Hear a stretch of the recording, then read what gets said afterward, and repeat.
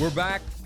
It's SVPod, and it is that time of year. Week 1, not quite in the books. It's really a weekend-long extravaganza, big-time games. Stanford Steve joins us from, where are you right now? I'm at the Junto Hotel in Columbus. Okay. That was where this day began, and there is much to get to there. But in the interest of what we have just witnessed, the second of the top 10 matchups of this weekend, LSU winning the Battle of Tigers in the road, Death Valley and Clemson. Big boy defenses, big time performance, and congrats to Brian Kelly and that team for doing what they've not been able to do in his tenure there, which is finish the game talking about the same things. When it's 17-10 and Clemson's driving, you're thinking, like they had to be thinking what Nebraska was thinking on Thursday against Cincinnati. Oh. How are we going to lose this game again? Because we're gonna. And when we do, it's going to suck. But Nebraska, I don't know if you saw that game, Steve. There was a fan that had a shirt that said, "We almost always almost win." Well, they did win against Cincinnati. And LSU wins a game where largely, Steve, they were better. At every facet, Scott. They were every better. Every single facet. Well, every facet. I gave out Clemson. Did you? Sure did. Yeah, like when Brown touchdown gets overturned, that's a terrible call. That's the wrong call. It's terrible, and it's an SEC crew. SEC crew. That was a bad call. Every facet of the game. Quarterback, offensive line, which I thought Clemson had the advantage. Dead wrong. Receivers, they lose. They lose Antonio. That was a. I thought an important part as we talked the big picture of the day, teams dealing with adversity, especially offenses that came back to haunt them because they couldn't overcome it. But again, all the credit goes to LSU. Like when they got it, I already got a FaceTime from the bleachers from our guy Brandon. It said his favorite words, I think I heard him last in 2019, were, "We got a defense." buddy. And they've got an adult. They have when the whistle blows for adult swim, number 7 stays in the pool. Did you see where he came from? Oh, I rewound it because I was like, I'm trying to get to, how he ran 30 yards. And you know what I love? Harold Perkins, by the way, the backer for LSU. I love the fact that they, on that last drive, outside of one time that I counted that they dropped back, they brought the backers on every single snap because it was giving Klubnik trouble all night. And rather than just backing up, playing soft and allowing them to potentially tie the football game, they brought pressure. And this LSU team that has been loaded on offense but has been really bad on defense, they looked the part tonight. We're going to get to Arch and the struggles of Texas, and they didn't have any offense. Steve, Clemson had 210 yards of offense until that last drive. And Klubnik, a guy that you and I have been praising all summer long, did not look great. Now, we'll get more time and more of a sample size to sort of figure out, well, how much of that's him and how much of that was this LSU defense. But based on who I've seen Klubnik be, what do you have, 36 touchdowns last year, something like that? Yeah. Okay, then I'm going to say that was LSU's defense. I'm going to give them, no doubt. I'm going to give them credit for going into that scene, and my gosh, what a scene. The weather, I hope wherever you're listening, the weather's as good as it is where we are, where Steve was, where they were in Clemson. That scene with the balloons and the buses and the hill, not a single seat's empty, and you walk into that environment, and I get it, you're LSU, you go into all of these SEC environments, so you can say it anything you like. We all know they're great. Clemson's in the discussion for as good as any. On a night when everything's lined up for it to be awesome, it was. And LSU goes home with a win. I couldn't be more impressed with what they did. No doubt. And I just want to go back to the play. Which one? Where the fourth Perkins, down? The last fourth down. That's a design blitz. And that's a design blitz with where every quarterback wants to roll on a big play. They want to go to their throwing side. Of course, right? Run to his right. And even more so Klubnik. That's a huge tendency. It's been since he's gotten to Clemson. And to be able to have Perkins on the left side of the formation, and Klubnik's not even thinking about him, and Klubnik thinks he can run it, and Perkins beats him to the spot. Like, that's just stupid athleticism. It really is. Yeah. And everybody has wanted to see him full go since he had the monstrous run a couple years ago when they had the run with Jaden before he won the Heisman. I think so. Yeah, that was the year. Yeah, because they beat Bama that year. That was the year before he won the Heisman. So it's been a struggle for the last 2 years, trying to find a position. Where do we want him? We got to rush him all the time. We want him in on space. The field. He's our best player. Where we want him is on the field. Anywhere. I don't care. Put him on the field. And, guided missile. It was awesome because I tell you, early on, Clemson brought it. I love Whit Weeks. He got buckled on the Clemson 4th down touchdown, and he comes back. He provides pressure. But, it sounds easy saying it, Scott, but it's a lot easier to be a defensive coordinator and call your exotics when you have players that can execute. So I just want to give all the credit. I was totally dead wrong on this game, and I really want to give credit. When I look at it, and we'll go up, we should do this later on, but knee-jerk initial reactions right now after week 1, that's what's a better win? That's an amazing win with how you did it. Clemson should have scored 34 points. Like you go back 4th downs, turnovers, overturns of calls. Yeah. They going back to our point, they were the better team in every facet. LSU was. You said Clemson should. LSU. You said Clemson should have scored 30. You meant LSU. LSU should have scored 34. Yeah, they missed a field goal. They had a touchdown taken away. That was I don't know what that. I don't get it. Looked like 6 to me. But regardless, if Notre Dame were to go in to win against Miami, would that be a huge win? Yes, it would. But there were a lot of folks that were real high on Clemson. I said right here. I had him number 1. I said it here. I said it when I went on with David Pollack. I told Dabo the other night, I said, your thing is all in. Well, I'm all in with you. And I joked with him. I think I said this off air. I said, I don't know what pisses you coaches off more, if we pick against you or if we say we think you're going to win. Because then you're like, oh, God, that dumbass likes us. Probably doesn't inspire a lot of confidence. But LSU, tremendous dub for them. We both said that we thought the win would mean more for LSU because there's more there are more landmines that you have to navigate in their schedule than there are in Clemson's. Although Clemson now, they face a real big road game in 2 weeks. They got to go to Atlanta and take on the Ramblin' Wreck, who got a dub against Boulder. Haynes King, they ran it for 3 touchdowns. That is a tough dude, man. They gave it up 1, 2, 3. The first 3 times that Georgia Tech possessed the ball, they gave it up. But their defense managed to limit the damage, and they're able to win it late. That suddenly becomes a huge game for Clemson in a couple of weeks down in Bobby Dodd. Because, their schedule, is it as hard as LSU's? No, but you got SMU on there. You got a trip to Georgia Tech. That Florida State game suddenly looks a little different. Woo-hoo. Suddenly looks a little different. Yeah. Anyhow, I don't know if are there any other real quick things you want to mention? Did you? Yeah, real quick, just your initial reaction watching it, because I know you followed the game. Did you think Haynes King was going to take a knee before the end zone? I was hoping he might. When he turned around, I'm like, oh boy. I think there were a lot of folks who were hoping maybe it'd be a late field goal for the Ramblin' Wreck, but he kept his foot on the gas, and then Colorado had among the worst 2-minute drills I've ever witnessed. Not 1, 2 timeouts. They end the game with 2 timeouts. I believe they use them next week. I believe they ran 5 plays total. It was just horrendous what they did after.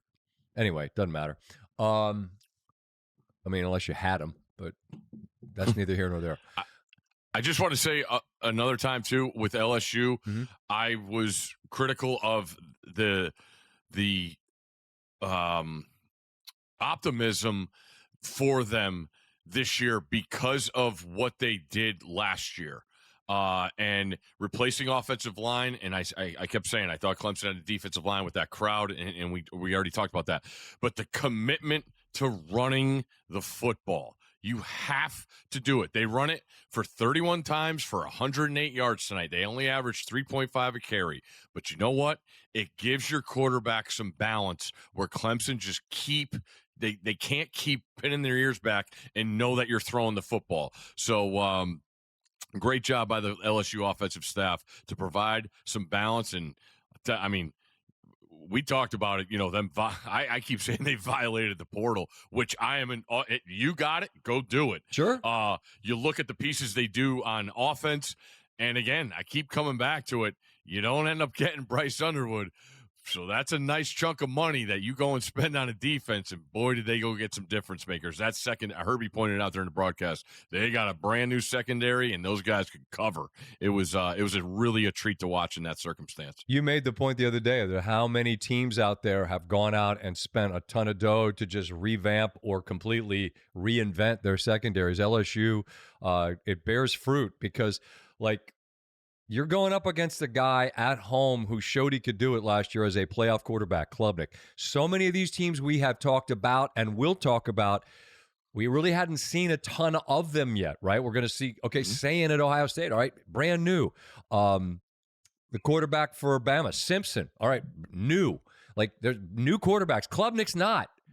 He's one of the, like, we're talking about him. We're talking about Aller. We're talking about teams that bring guys back that we know, and they did a great job in limiting his effectiveness tonight. And he seemed to just either not see the blitz coming or he couldn't get out of harm's way because they just – I'd love to know how many times they blitzed tonight because it was double digits heavy. Well, another thing is you lose your best receiver.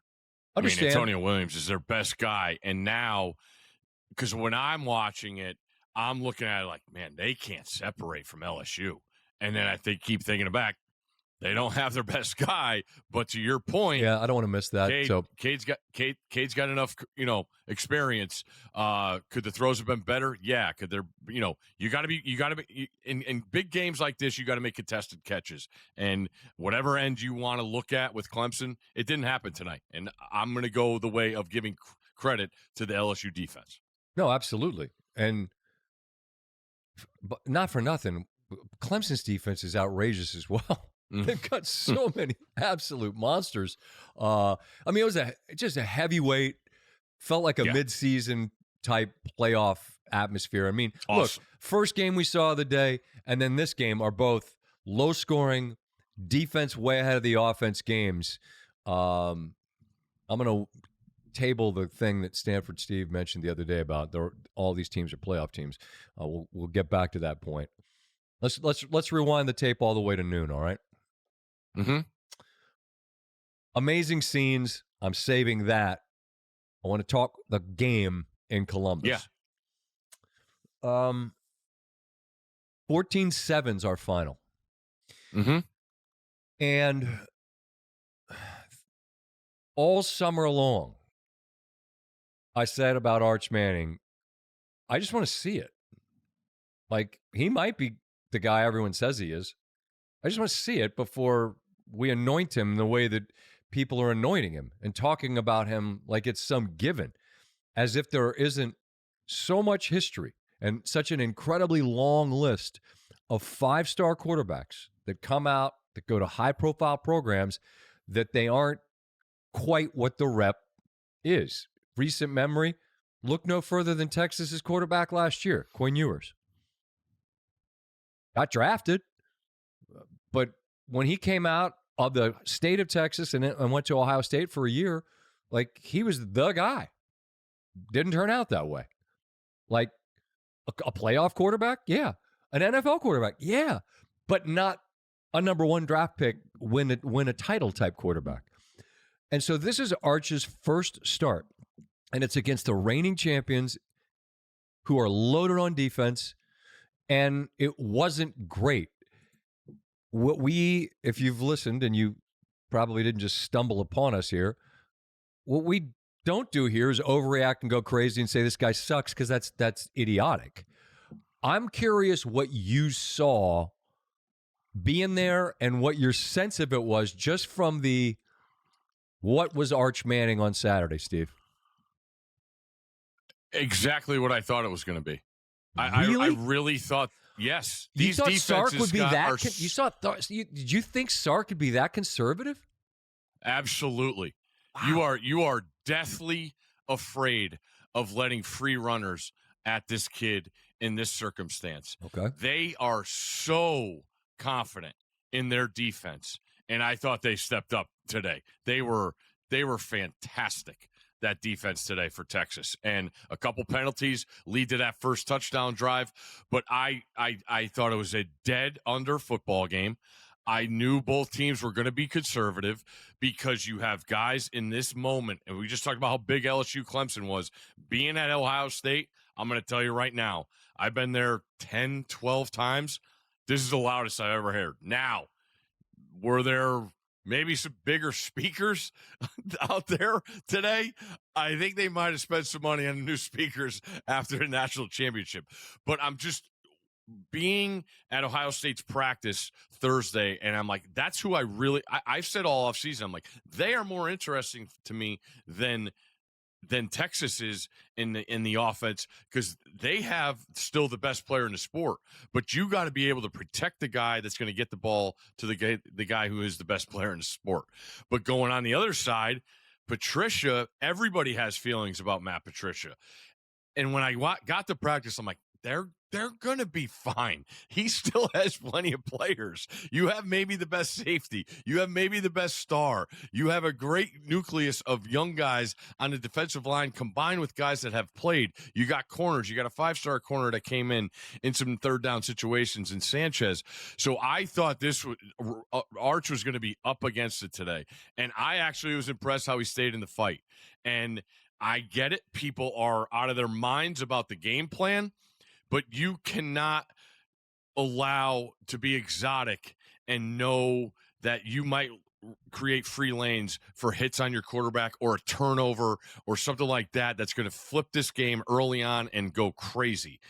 So I know I pride myself too also on having realistic expectations, and I know how hard this is. I mean, I go back and we want to talk about his uncles.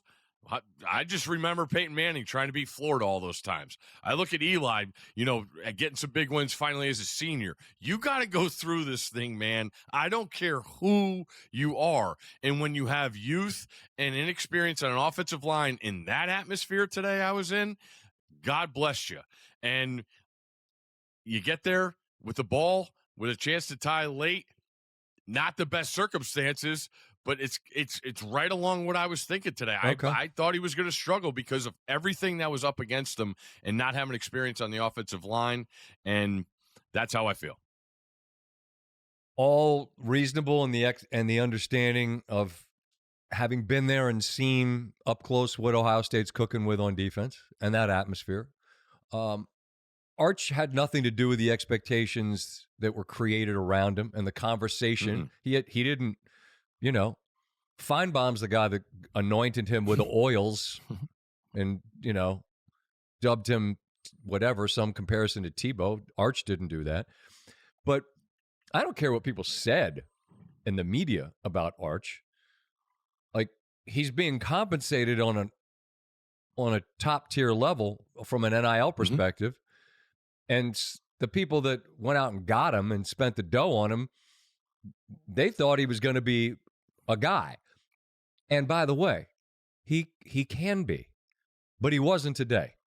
And there were a couple of throws. There was a 4th down throw that would have had to be perfect and wasn't caught.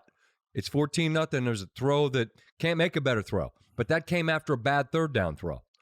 They get the ball back late, down 7, and there's this old saying, take what the defense gives you. The only way you have to take it, and they're going to give you that underneath. It's high and behind the receiver. And so instead of just getting 4 more downs and trying to do what Clemson was trying to do late, different circumstance entirely on the road versus at home, but you're down 7 trying to drive, but you got to be able to take what they're going to give you.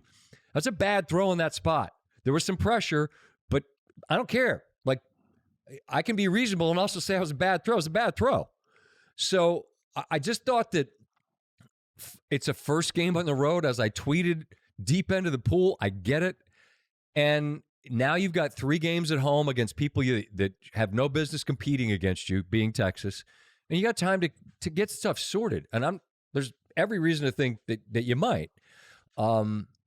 It was just after all the tonnage of conversation and him being sort of the cart put before the horse, that's just today shows you why that's kind of unreasonable. You're also in the ring with an absolute heavyweight and a peer in Ohio State, and you won't be tested that severely for months or a month, plural. Something, you know what I'm saying? Many games. All of this, and Ohio State had 200 yards of offense. It's so interesting to me how similar these games were. The first game we talked about, LSU and Clemson, 2 great defenses, and the first game we saw. But what's wild is Klubnik and Nussmeier are incumbents that we knew. Sayin and Manning are new to the scene in terms of being a starter and starting on the road, and the defenses this late August time of year, way ahead of the offenses. That's not a shock. Sayin had a touchdown pass. It's an underthrow that Tate made an incredible grab on. He had to catch it twice. Incredible. I mean, that's the one big play that they had. So, I mean, at the end of it, if you're a Buckeye fan, man, you get to leave the shoe happy. It's amazing. It looked like a perfect weather day. Awesome. And when you sit down, I'm sure Ryan Day is a giant exhale. All right. We're over that hurdle, but man, we got a lot to figure out. And the good news is you got plenty of runway to do it on both sides. On both sides. Is there anything you wanted to point out about the Ohio State's equation offensively? Or is that a byproduct of that incredibly talented and deep Texas defense? No, I just it goes back to being around these teams and talking to people around the program, Scott. Like, they understood how big it was. They also expect a lot of changes roster-wise with guys that don't have experience that they didn't want to thrust into this atmosphere. They were going to go with what they felt were the guys that earned things today, if that makes any sense to you. 100%. And I got that sense 100%. from both sides. Both these teams are going to look entirely different in 3 weeks and I can't tell you how much better they're going to be. But today was an absolute fist fight, and they were going in knuckles to knuckles, man. And Ohio State, lasted longer, and I give them all the credit. It was an unbelievable day, and they should be super proud because I felt like going into this game, and I think this was the majority of people, that the talk of Texas being number 1 took all the shine away from the reigning champs, where I was like, they have plenty of motivation here. They're at home. They're going to put a banner up. They know they have plenty of talent in the cupboard, and they're going to let it hang out here. And that's what I expected. Who do you like best on the Ohio State defense? Oof. I mean, Styles or Downs. I like Downs. Are right there. I like Downs. Yeah, I mean, Styles is the quarterback. Yep. Both guys look incredible in their uniforms, and they're not even the best looking guy in their uniform on their team. Yeah, being at that's practice 4, right? Thursday. That's 4. Yeah. Oh my gosh, does he put weight on in all the right places. And we didn't even really hear from him today, and that's scary. Yeah, exactly. I mean, and that'll be an interesting thing for the Ohio State offense to figure out, right? You have to replace not 1 but 2 potential difference makers at the NFL level in your backfield. Ibuka, who we're going to see be, probably given the injuries to Godwin and and McMillan for the Buccaneers and his talent, pick him up. Draft's coming. You have to replace Ibuka as well. So, and Texas is one of the few teams that could line up and not have to double you and just play some man-on-man and largely limit as talented a wide receiver as there is. What did Smith have? 4 for 48? Is that what it was? Sounds right. Or 6 for 48? I can't count. 6 for 43. I mean, that's the thing. You hand that to Sark at the start of the day and go, here's his numbers. You're going to go, cool. What do we win by? You know, you got to feel it. You'd have to feel good about that before the day started. I understand what you're saying about trying to limit the exposure. I just think that Sark is a play caller who I know you think the world of. I do as well. I thought it was incredibly conservative, and it speaks to me. Like if you thought your guy had the goods to be more aggressive, you would be. And so, no doubt. I mean, look at the first throw of the game. The receiver's wide open. He throws a 90-mile-an-hour dirt ball. His first 12 throws are 90 miles an hour. As a coach, you're like, man, I got to figure this out. Yep. How can we get some easy throws? They tried right before the half. They get the ball down on the goal line, to start the third quarter, and it doesn't work out. And you're being, to your point, being super basic. I get it all, and I get people are crazy. But it's in this new climate of, and it goes back to my point of saying these 6 teams, I truly believe are going to be in the playoff. They will be fine. Did you want to win? Does everybody want to win every game? Yes. It's not that easy. No. But again, just the point that I made a million times. I want to see it before I say it. And so today you saw, I think, with both winning sides, just exceptional defensive performances, and you're giving us a measured viewpoint, which makes a ton of sense, that it ain't easy, and defenses ruled the day in both those games. Buddy, the folks in Doak got after it. I gave Florida State out in winners, and I just thought they'd keep it within 10. I'm getting a proud program. It's getting 2 touchdowns at home. You've renovated Doak. Like, a lot of people are aspirational. You know, there's plenty of programs that would love to ascend and just for a minute know what it feels like in the penthouse. Like, Florida State's been that, right? Over time, recently. So they're not pretenders. They're not somebody that got a wristband and got into VIP. But they were 2-10 last year. They were dog shit. And whatever their offseason was in terms of who they acquired, what they changed up, bringing in a guy that knows what it is to beat Bama and Malzahn, you can't minimize the importance of that. But the Castellanos angle is going to get a lot of run because he said, hey, I don't think they can hold me down. They don't have Saban. And Bama famously at their media day says that'll be dealt with. Well, guess what? His mouth wrote a check and his ass cashed it. Okay? He went out and did his thing. I loved him at BC. I get that all the off-schedule stuff might have been a little bit hard to coach around, right? But this guy is a playmaker. And he made some plays. But the story to me, Steve, of that game is that Florida State ran for 230 yards on Bama. Mm-hmm. And bullied, but there were moments that it felt like that Vandy game last year where you just couldn't get off the field. You know what I mean? And I just give Florida State all the credit.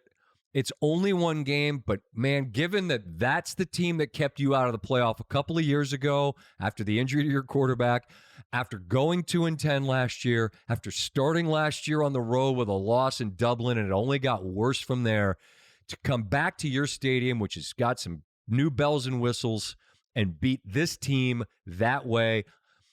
Is the best win of the day LSU on the road? I would say it is. Is the most satisfying win of the day Florida State over Bama? I don't know how you could do better than that. No, it was awesome. I thought we talked last week on the pod about Malzahn. Didn't we talk, or was A that little off bit. the air? No, you mentioned it. Right? Yeah, you mentioned it, but it was he went to the national championship with Nick Marshall. That's exactly what you said. Safety, like the guy could still coach, and he went toe to toe with the best we've ever done or seen in Coach Saban. And when I think of LSU in the portal, and I'm reading about Florida State, I'm like, they did it again. They went out and changed a bunch. And you read, going into the camp, the kid Pettibone they got, who's the center. The center. He's from Wake Forest. I don't know where he's from. I just came in and was like, I'm taking this over. Leader of the O-line, vocal, ready to go. And when you read that, it's like, okay, I know Mike Norvell's a great coach. But again, you sign the wrong guys, you're shit out of luck, as Coach Saban says. And boy, did they look like the biggest takeaway for me was the defense looked exactly like it did against Vanderbilt last year. On their heels. I like Deontay Lawson. I like Jefferson. They're nowhere to be found. They were catching everything today. And what is amazing to me is how good Bama looked on the first drive. I mean, they were moving people up and down the field, and they go up 7-0. It's like, all right, here we go. Simpson's got his offense going. Let's see the defense. And they called PI, and then that was the difference, because then he hit the fade down the right sideline, and then he ran it in, and then Bama misses a long field goal, and it's all Florida State. And that was Simpson. Simpson, I think, took a sack or a penalty. I forget what it was that they just ended up losing yardage that made it a longer field goal. Simpson's numbers, he was 23 or 43, had a couple of touchdowns. He had moments, but there were also moments, and again, same kind of thing as an Art situation. It's you're starting, and there are these going to be big time, like high leverage moments. There was like a 1/4 down where he could run for it, and it was a wide open, just move the sticks, live to fight another 4 downs. Tries to make a throw, doesn't work. And, people are going to bury you off of one performance. I'm not doing that, because I don't think he was as alarming as the fact that they gave up 230 on the ground, couldn't get off the field. That's a far larger concern. And then, because this is the space we occupy, right? It's, DeBoer's buyout just is $70 million. That's what we're doing. One game into the second year. Now, this is just not an opinion. This is a fact. That's 4 losses as a double-digit favorite in a year in a game. Nick Saban lost 4 times in 128 games to an unranked team. This is 4 to an unranked team in 1 year and 1 game for DeBoer. And is it fair to compare DeBoer to Saban? Well, he took the job after him, and he knew that was what was going to happen. And so this is the type of conversation that's going to go on. You're 4 losses as a 2-touchdown favorite. That's not good. That ain't going to work in Tuscaloosa, because they went through a period much like New England did when they had Brady and Belichick, where reality is gone. And you exist in this incredibly rarefied air where you only win and only play for championships. And this is only 1 game. It's just, it's a really tough way for DeBoer to start, because this is the climate we live in, and this is the kind of conversation that's going to surround them and him until they start winning games they're expected to win. Understood. Going back to Simpson, I saw enough good from that kid. He competes his ass off. That's kind of what I'm saying. Another team in Alabama, they lose Horton, transfer X receiver from Miami. He was going to guy that's going to be the X. That way they can move Ryan Williams around. They lose Horton. You could see Ty Simpson trying to learn it on the run in the meantime of his offensive tackles getting worked. And I mean, absolutely worked. And I got to hear about this Proctor guy for years and years and years. He got eaten alive on plenty of occasions today, just on effort. And that was the beautiful thing about Florida State's deal today. It was old school Florida State energy where you came into the Doak and it was every play, we are in your face. And Bama didn't respond. They did not respond to the adversity, and that's what you got. They got their butts whooped, man. They got their butts whooped, and that's a rough deal. Because I want to say in 3 weeks you got to go to Athens. It's the end of September, 27th of September. They're in Athens, and as Kirby will tell you, we said Georgia stinks and is going to go 2-10. No one said that. My cousin Tim would like a request from you, Scott. Yes. Every week on this podcast, he needs you to do Kirby voice aggression. Aggression. That'll be on the menu, the 27th. Hey, especially if you give the impression that that if blood's in the water, that maybe you're not ready to keep swinging. And the thing about Coach Saban, and Falika said it, so I'll let him be the voice that says it. He's like, look, Castellanos isn't wrong. The coach is now in the game day set that made them created that atmosphere.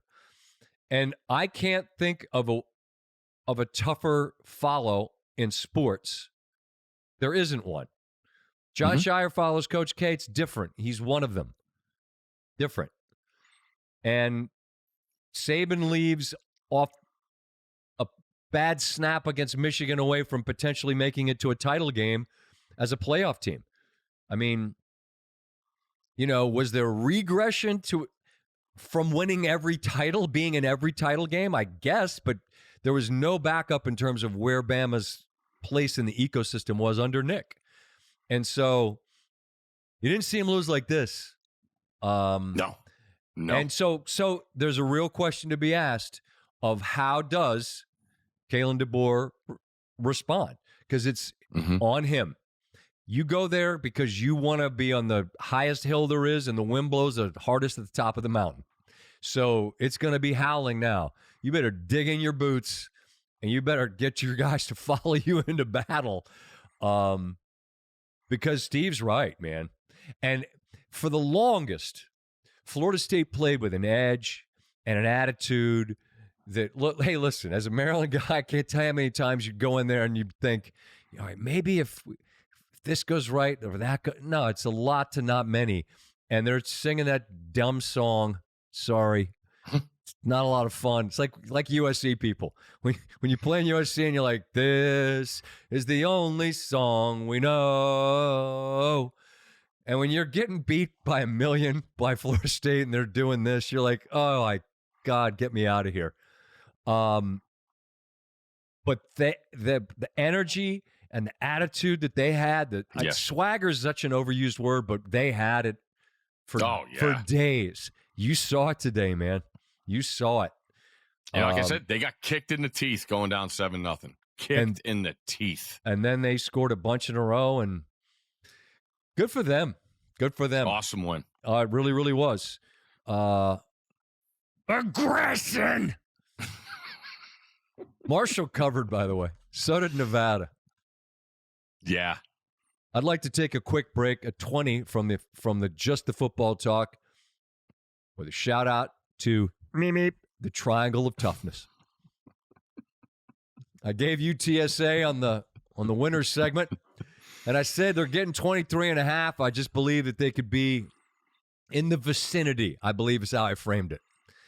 And I need that box score because I want to give a couple shouts to a couple of the guys that Coach Traylor was leaning on. It's 21-17 in Kyle Field, and UTSA signed up for 60. They're in the fight. Their running back, I want to get his numbers because he went for some pretty big Henry numbers. Jr. Yeah, he went for 177 and 2 tutties. But they brought in Brandon Tennyson, the backup quarterback, late. And, buddy, let me tell you, it's 42 to 17. And that is not close enough in the vicinity to get it done for winners. And they're just handing it off, and the clock tick, tick, tick, tick, tick. Then they throw it on a 4th down, move the chains. There was 22 seconds left. A timeout is called. I still can't remember, or I didn't have the sound up. I was on the phone with Sheehan. Because the LSU game was, it doesn't make any difference.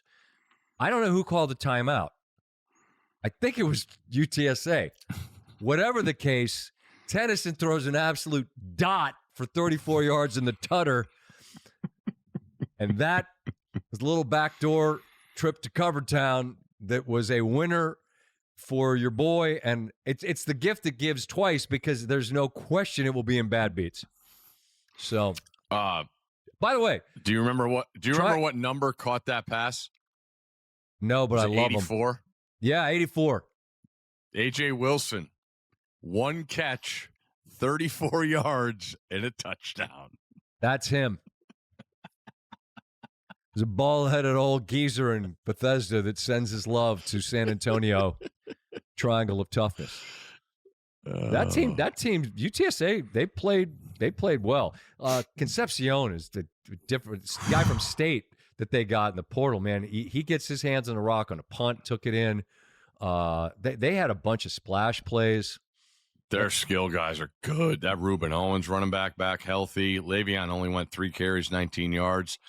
But they got talent. So does UTSA. And you know what else they have? They have heart. You know what else they did? Signed up for 60. Whew, boy, that was something. Let's see what I have for you. I don't want to move past the morning in Columbus, because the game's the game. You told me a couple things last week. You told me I heard Fox is going to put it on the air, and I'm like, God, that would be great. And they did. And I just want to say our business is actually fairly small. There aren't many of us that are really involved in it. Like at the level that we're lucky enough to be a part of, it's a relatively small group, and it's competitive. And everybody knows the game day, big noon, whatever you want to call it, rivalry. I mean, game day's got a head start, and game day's game day. So I'm a little biased. I know you are as well. But it's competitive. And to that end, you want every advantage you can get, and you want people watching your network. They want people watching theirs. But there's moments where an absolute icon who has meant so much to the sport, you saw how much he meant to the sport with the pieces we saw throughout the morning, the people that in the sport telling you how much he's meant to it, to them. Steve Sarkisian saying, like, think about where our sport is. It isn't there without Lee Corso. I mean, literally. And I thought, makes some sense. Anyway, the folks from Fox said, we're going to air Lee and the pick segment with all our guys at midfield with Ohio State spelling out Corso's name. And that is an absolutely beautiful thing. And I tip my cap to everybody. I don't know if it was Shanks. I don't know if it's the Bear and Rinaldi leaning on their people that are now part of the Fox group that we all know used to be part of Game Day and are dear friends to you and me, and they love Lee like everyone else. I just think to do that, and they commiserated with our folks, with Pitaro and Burke Magnus, and whoever signed off on it from their side, from our side, bravo, because it is a small little group, and we can compete enough, but this was a moment to lay down your metaphorical arms and wrap them around Lee Corso and let him have that moment. And I wish you'd share with us what it was like to be there, to witness it from afar, to be part of this incredible tip of the cap. And he couldn't have threaded the needle better. Every place where he coached or played, every team won. All his picks, including Florida State, won. Like, sometimes, man, the fates align, and you were there, Steve. What was it like? Well, first off, Scott, I'm sure you've seen it. Every school he played at or coached at won today. Yeah, I just said that. That's insane. That's what I'm saying. Sometimes you're like, insane. Sweetheart, just entertainment. So we have our meeting on Friday mornings, and this was the first time like the guys on the desk knew what was going to happen. And there had been, comments said like this is going to happen and we're going to be at the 50-yard line and the band's going to be out there. But like everyone had a sense, but then it was laid down like, all right, you guys are going to walk to a desk on the Ohio State sideline and they're going to push you out and coach is going to do it at midfield and the band is going to be in script Corso. And it's like everybody's looking around, but to rewind, that I don't think I've ever laughed this hard, and now people could do it with me because when they put the big heads on, all the guys on the desk, if you notice, there's one person that doesn't move and has his hand on the mask, and that's Coach Saban. Because I'm telling you right now, these things were so damn heavy, Scott. I think he was going to tip over if he moved his head. And they're all talking underneath. They're like, man, Pat's going, this thing's heavy. And Herbie's like, how do we look? And Dez is like, this is heavy. And Dez is like leaning on his face, trying to hold it up. And Reese has got the wave going. And Saban's just sitting there like a statue. Go back and look at the video and look at the pictures. I could not stop laughing.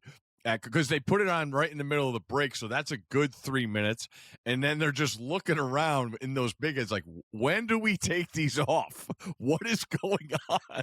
Think of, like, we're just talking about the gigantic footprints that DeBoer has to try to fill in Alabama, and that's Nick Saban. You're talking about the all-time legend in the sport, and the level of respect he has for a man that put on Muppet heads for 30 years. He's sitting there with this enormous thing on his head. I'm sure in Saban's brain, he's like, all right. Now, I told Miss Terry, I'm going to do it, all right? But, like, he's got to be thinking, how the fuck did I get to this point in my life? Like, I am Nick Saban. No doubt.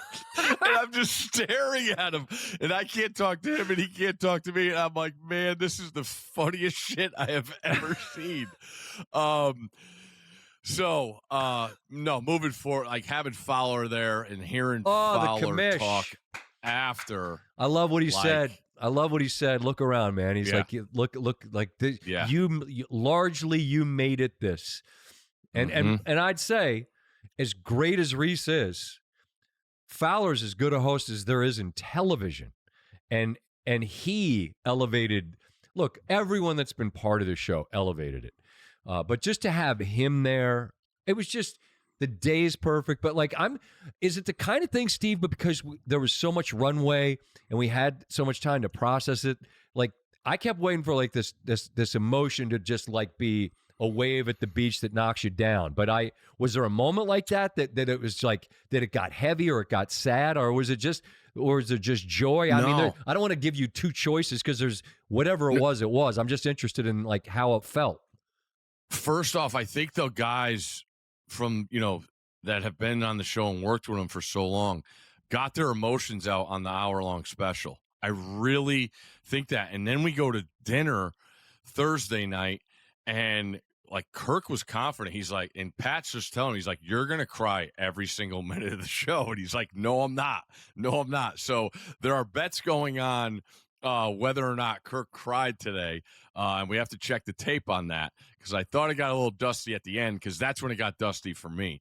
But like Coach came out to Thursday night and had a beer and sat down and was telling stories. And then Friday we did a lunch. Tirico came into town. Tom Jackson came into town. Like the men of men came in. Respect. And Coach held it together. He said a couple words there. And I really think doing, a couple things makes got sense. us ready for today, because we wanted to be a celebration, And well, then the coach says, well, he sit on the chair. He's like, I'm not dead. Well, listen, be honest about what this is. The man's 90 years old. He had a stroke, and he knows he's on the back nine here. And the thing we all can take away from this, very few people are beloved in the way that Lee Corso is beloved. And to tell them you love them when you can tell them you love them and have them know it, that's a gift to give. And man, he got his presents from everybody. Ryan Day coming out, like they got a big-ass game. And he comes out, and for those that missed it, he had a helmet, and it says Coach Corso, but then what did he tell him about the Buckeyes, Steve? He has the Buckeye credit stickers that guys get, and he's like, I'm going to give you one extra if you want to use it at noon Eastern today. Because he said when you're making the pick. He said there's a Buckeye for every time you pick this, and he gave him one more just in case. And so, I mean, I don't know. I'm just, as you and I are talking, I'm seeing the video trying of to piece it all together. Well, Florida State did it as well, where they spelled out Corso. But just, you told me they're going to spell out Corso, and he's going to be at midfield, and I'm like, I'll be doggone, man. But the fact that we got to, I say we, that you as a group got to process it, and we all sort of the viewers and those of us, like, I was like a cup of coffee guy a decade ago on the show. Like, you processed it in real time. I mean, over the course of many months.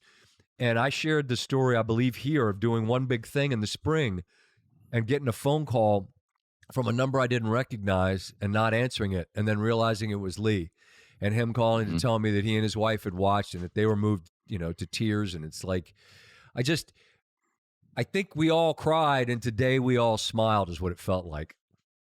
And that's his words. He just wants to make people that are watching smile. Another great anecdote today, Scott, is he walks in to the room, our pre-meeting, and we're going out and doing tapings for SportsCenter, but the room's packed. This is when everybody's getting ready before the show. And he walks in a tuxedo, and the whole room erupts, just erupts. And Kirk asked him, he's like, whose idea was it to wear a tuxedo? He doesn't say a word. He just points. Me. Hell yeah. And I've said in all these shows we've done leading up, people were asking I said, no one has risen to the occasion on television more than Lee Corso. No one. And you said it, he nailed it. But what was really, really cool in the moment I just keep thinking about all the guys behind the scenes and girls that had these calls, and you mentioned Fox and the network and Ohio State and how awesome they were. But to hear Reese come over the PA in the stadium and 102,000 people, it takes 3 seconds. Like, what the hell's going on? Because Ohio State's very script in their pregame deal, and it's like you could feel the student section like on their phones, and then like, holy shit, Lee Corso's on the big screen and he's going to do the pick here, and just this eruption of emotion and just want to be a part of this special moment. And I thought Pat did a great job, because he's like, hey, coach, hold on 1 second. They're still applauding. I mean, everybody in the place stood up, and he nailed it, man. He nailed it. And it was, I'll never forget it. Again, we talk about the Ohio State fan base in this city of Columbus, and we love how crazy they are, and I appreciate them. They were A1 fantastic today. A1. I wasn't there, but I know what they did. And I'll be honest, they have not always been my favorite. They're like maniacal. I told the story when they beat Oregon, and there was the peepaw screaming at me to bring out Mark May. Like, Jesus Christ, buddy, you just won a title.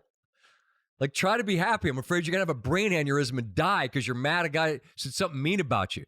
Like, but every fan base has lunatics. Florida State fans are lunatics, and we're sitting here praising them because they deserve it. Yeah. Right? And they deserve the praise for the way they buckled up today, and knuckled up, I should say, buckled down and beat a Bama team. Like, good for them. And two things can be true at once. You can have lunatics that make those of us that are on our side of it not love you all the time. But what Ohio State did, and by the way, they didn't have to. And there's a little bit of that when you're at that level where you don't have to play ball because you can do whatever you want. But I think the Herbie, Ryan Day, I'm sure and Ryan Day clearly led with his own heart, with the way he was so great with Lee. But what Ohio State did, in allowing that moment to be what it was in the way it was and allowing it to be amplified that way. And the way that fan base, because we know ESPN hadn't always been their favorite, you know? Correct. They were amazing with their love, and it just speaks to the fact that Lee can transcend whatever anger they might have at the rest of us. So shout to Fox for what they did. Shout to Ohio State and Texas for allowing that moment to be, I swear, you could plan it, and no one will know the folks at home, but Joe, the director, and Rodney, and all of the people, Guerrero, your producer, like, there are so many men and women that make game day as great a show as there is on television, and you get one chance to get that exactly right. And they did. And Big Red. Shout to Big Red. Big Red. Brilliant. Yeah, it was brilliant. Yeah. Game day next week, Oklahoma, home Michigan. Yes. Significant development. I was watching Michigan, Fresno State. No, excuse me, New Mexico. New Mexico. It was Fresno was last year where they started their season. I was watching Michigan, Fresno.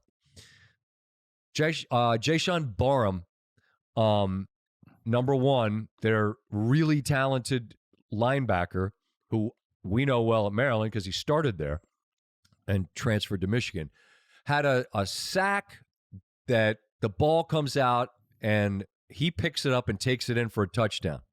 They review the play because it's like, did he elbow hit down before the ball came out, whatever. Then they review targeting. It's the third quarter of the game. Mm-hmm. Targeting is called, which means he's ejected. Now, that's not going to impact Michigan against New Mexico, all due respect. They're going to win that game. But it means that on the road next week against Oklahoma, they will be down arguably their most impactful defender for the first two quarters of that football game. And I'll say this as it relates to targeting. When you review it, if you were to go to social media, you will be certain that it is either A, clear definition of what targeting is, or B, absolute bullshit. This isn't a flag. He should sue. They called it and he's out for a quarter. So that's a big development for Michigan to be down him because he's like Butkus List and all that kind of stuff. He's an absolute monster. That happened in that game. Yeah. I was impressed with Underwood. People could say what they want about New Mexico. But again, we're going back to these circumstances, and we're talking about guys in their situation for the first time. They did lean on the run. They ran for 201. Justice Haynes. They're playing New Mexico, guy, Steve. I'm sure. I get it, okay? But he went 21 to 31 for 251 in his first start ever. He's 18 years old.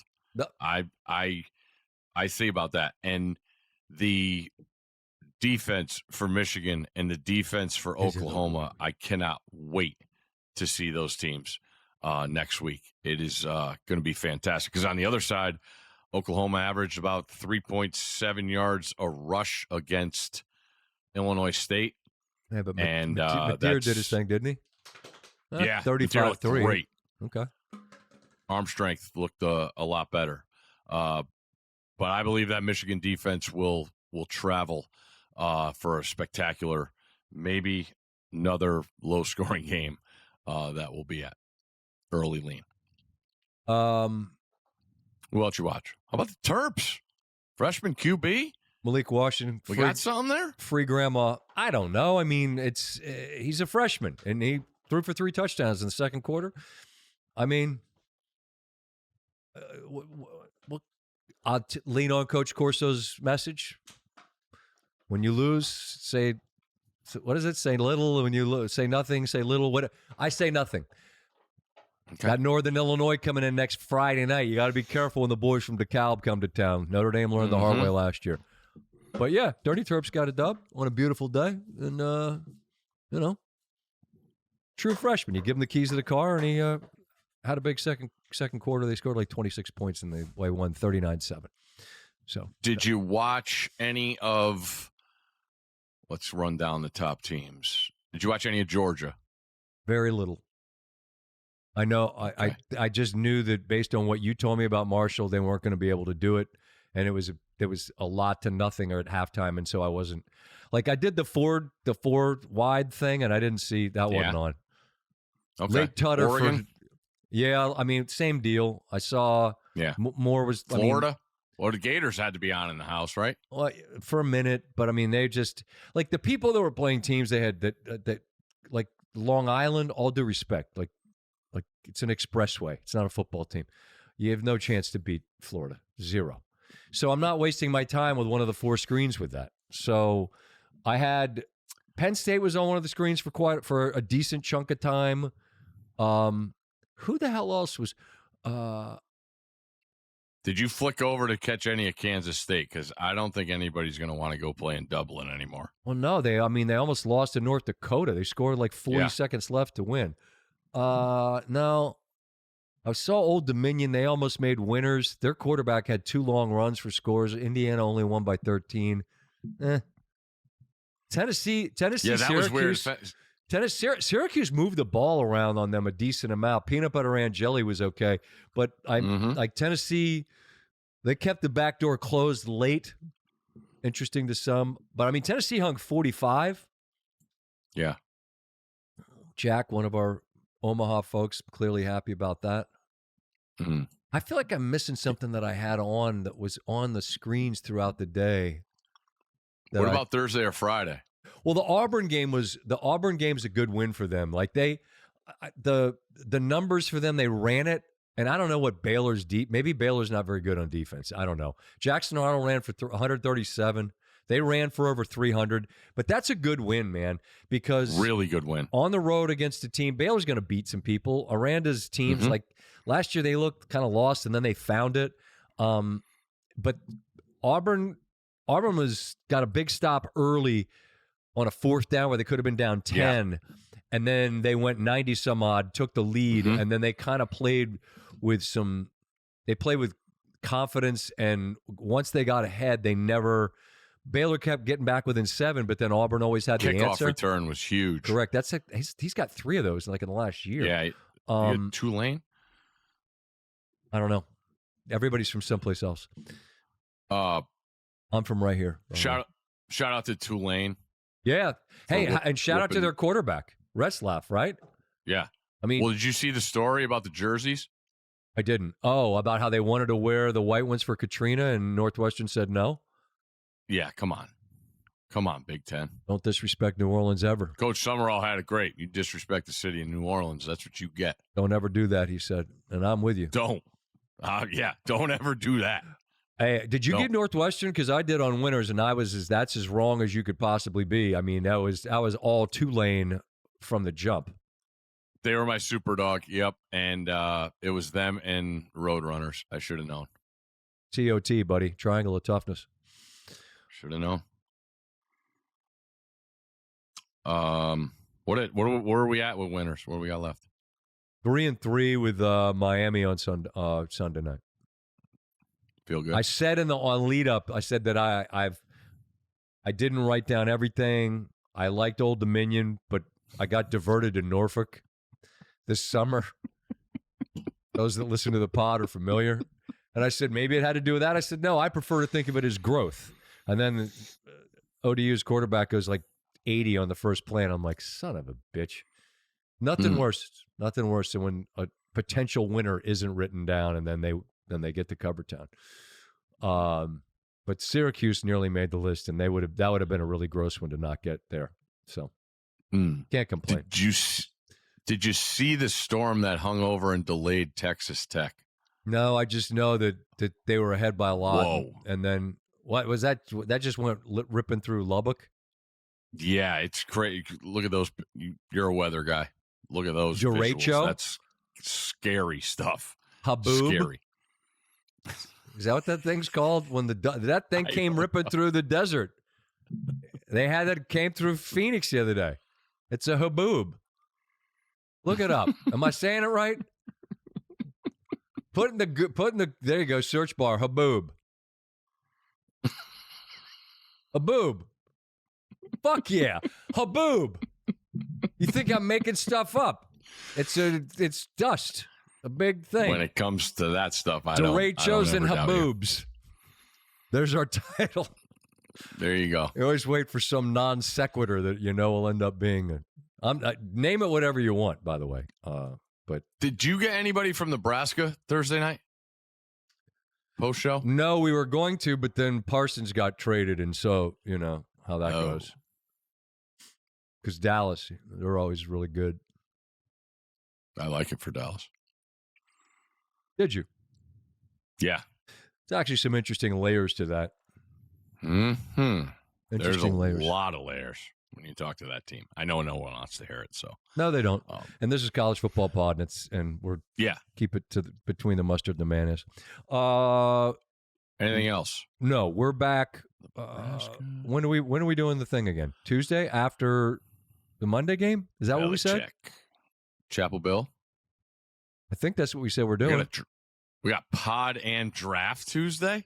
It's a big day. It's a big day. I got to draft. How many drafts we in? I got to draft Monday, one Tuesday, one Wednesday. I got some locked and loaded. Got some players I'm going to make sure I get. I'll take him a couple of rounds early. I saw a friend of the program, Rams GM Les Snead, on the sidelines today, and I'm like, just tell me this is the weirdest thing. Like, since they started no fourth playoff game, like they get these 2 weeks. He's like, yeah, man, it is. It's kind of weird. He's like, we're gung ho going through preseason games, 90 guys on the roster. He's like, then we got 2 weeks of game plan and we only have 53. He's kind of getting used to it. So, how's their quarterbacks L5? I did not ask. I also noticed there was no butterscotch coat today. It's a little warm for the McConaughey to unveil the Roadster. Yeah, it was toasty, man. It was toasty today in that stadium. You look like you had SPF 0 on. Well, I had nowhere to hide. You ever hear of a hat? They don't make them that size. Or a hat. Did you? This is a hat. Yeah. Okay. Nowhere to hide. We'll see y'all Tuesday. Travel safely. College football is here. Shout out to Coach Corso. Shout out to Fox. Shout out to Ohio State. Shout out to our folks that did it right. Had one shot. Nailed it. Awesome, awesome, awesome. Must have been so cool to be part of it, brother. I hope you enjoyed. Appreciate you, bud.